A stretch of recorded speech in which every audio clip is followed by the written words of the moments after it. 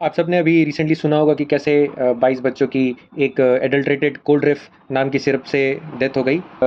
Tamil Nadu based pharma company है कांचीपुरम में, जो ये ड्रग मैन्युफैक्चर करती थी, उसके कंजम्पशन से लगभग 22 बच्चों की डेथ हो गई। ये मध्य प्रदेश सिशन फार्मा द्वारा रन की जाती थी, जो कि अभी हिरासत में है पुलिस ये वो कफ सिरप है जो आप देख पा रहे हैं, जिसका की वजह से बच्चों की मौत हुई थी। तो जब सैंपल्स पकड़े गए उनके फैक्ट्री से और दूसरे रिटेलर से, और उनका जांच की गई, तो ये पाया गया कि उसमें एक हाईली टॉक्सिक केमिकल जिसका नाम है डीजी और डाइथिलीन ग्लाइकॉल, इसकी लिमिट लगभग 48.6% पाई गई। यानी अगर 100 ml का कफ सिरप है तो उसमें से 48 ml ये डी, जबकि actual permissible standards of FDA के हिसाब से उसमें 0.1% होना चाहिए था। तो आप समझ सकते हैं कि कितना ज़्यादा ये टॉक्सिक केमिकल इस्तेमाल किया गया था उस पर्टिकुलर कफ सिरप में। ये एक ऐसा टॉक्सिक केमिकल है जिसे normally industrial uses such as paints बनाने के लिए, प्लास्टिक्स मैन्युफैक्चर करने के लिए, या फिर ऑटोमेटिक फ्लूइड्स जो हम गाड़ियों में मोबिल वगैरह डालते हैं, उस तरह के इस्तेमाल के लिए किया जाता था।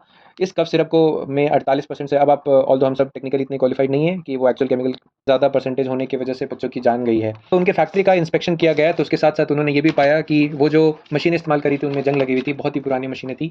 साथ साथ वो जो और भी अदर केमिकल्स यूज़ कर रहे थे वो फार्मा ग्रेड के नहीं थे। नॉर्मली क्या होता है दोस्तों कि जब भी कोई ड्रग बनता है और उसमें जो रॉ मटेरियल्स इस्तेमाल होता है, उसका एक सर्टिफिकेशन होता है, एक सर्टेन स्टैंडर्ड होता है, जो कि आइदर हु के द्वारा सेट, डब्ल्यूएचओ के द्वारा सेट किया जाता है, या फिर एफडीए, डब्ल्यूएचओ के द्वारा सेट किया जाता है, या फिर एफडीए, स्टेट के एफडीए के द्वारा सेट किया जाता है।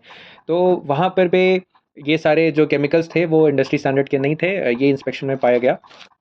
बच्चों की मौतों के बाद प्रशासन, वहाँ की प्रशासन तुरंत हरकत में आई, और उन्होंने जो सबसे पहला काम किया, अरेस्ट करने के बाद जो एंटायर सप्लाई चेन है ये कब करने की कोशिश की। जिन जिन दुकानों में या फिर जिन जिन अस्पतालों में इस्तेमाल किया जाता था, उन तक ये मैसेज पहुँचाया गया कि वो इमीडिएटली से डिस्पोज ऑफ करें।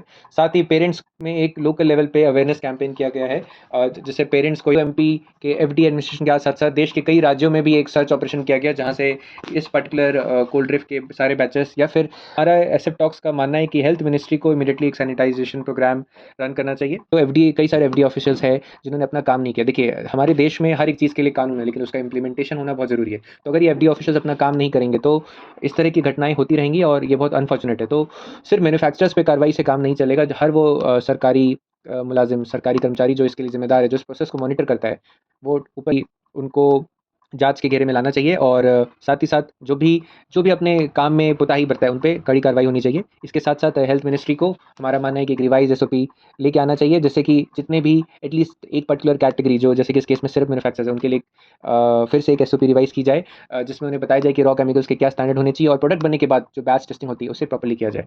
तो आपका क्या मानना है दोस्तों? आप हमें बताइए, और ऐसे टॉक्स में बने रहिए। आप हमारे चैनल को सब्सक्राइब करें, हम आपके लिए ऐसे ही छोटे छोटे न्यूज़ बुलेटिन लाते रहेंगे। Thank you so much.